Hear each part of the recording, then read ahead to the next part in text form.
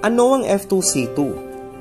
Ang Farm and Fisheries Clustering and Consolidation Program o F2C2 ay naitatag sa bisa ng Administrative Order No. 27, Series of 2020 na nilagdaan noong August 8, 2020. Ito ay naglalayong suportahan at isulong ang clustering and consolidation sa mga banner program bilang isang estratehiya at para mapalago pa ang produksyon at kita ng mga magsasaka at mangingisda. Yung Farm and Fisheries Clustering Consolidation, ito po ay isang strategiya na binuo po at pinapalawak pa po under the 1DA Reform Agenda. In fact, ito po yung unang-unang strategy. So meron po tayong 4 pillars and 18 strategies. So nandun po siya sa first pillar at siya po yung first strategy. Ang ibig lang pong sabihin nito, yung pagsasama-sama ng mga magsasaka at mangingisda, no? Para sa isang common economic enterprise.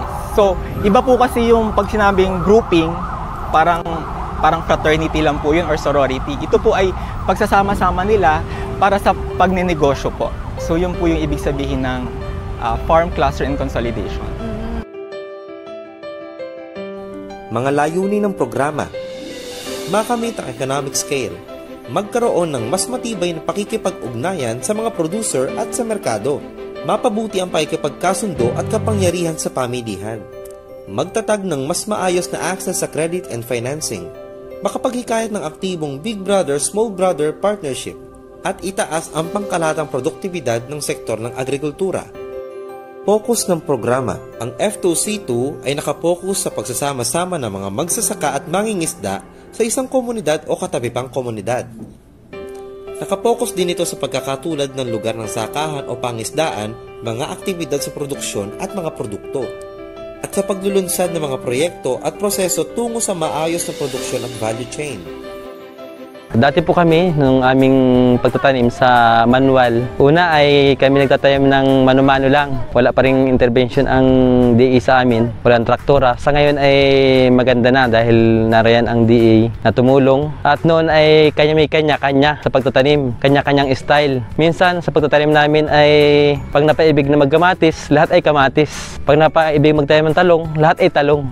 Dahil sa mga tulong sa amin ng DA, ng AMAD at ganyan sa F2C2, nagkaroon kami ng kaisipan na maganda sa tulong nila sa mga seminar na nagkaroon kami ng clustering approach. Sa aming pagtatanim ay by bench o commodity na ito ay hindi sabay-sabay naming tinatanim para ang market ay laging nadalhan, hindi nauubusan.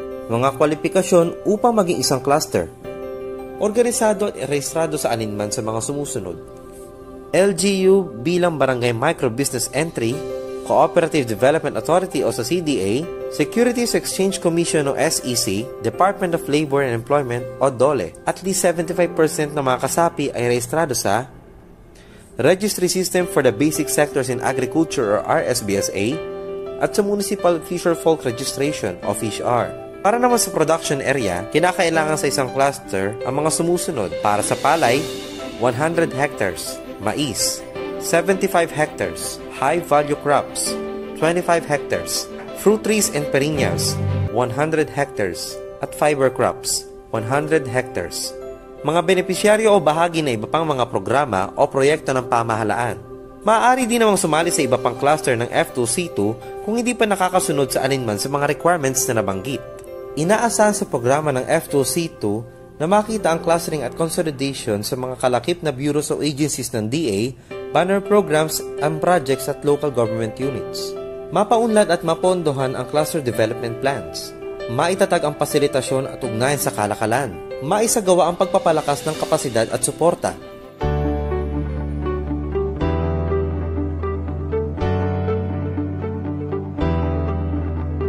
Ang Lourdes Multipurpose Cooperative ay lubos ang pasasalamat sa Department of Agriculture dahil sa mga iba't ibang interventions na ibinibigay sa kooperatiba namin. Malaking pakinabang talaga ang maibibigay nito sa ating mga magsasaka. Para doon sa mga ibang grupo, ang masasabi po namin ay maging compliant lang po tayo sa mga iba't ibang ahensya ng ating gobyerno. Yun kasi ang mahalaga at hinahanap nila para maka-avail po tayo nitong mga iba't ibang interventions na binibigay ng DA. Ano-ano ba yung mga compliance na yon? Siyempre, sa CDA, kung kooperatiba ka, dapat updated ang pagbibigay mo ng report sa kanila at sa BIR din, no? Mahalaga na monthly ay nakaka-comply tayo sa kanilang mga requirements. Sa LGU, ang mga registrations po natin ay mahalaga upang tayo po ay kilalanin ng mga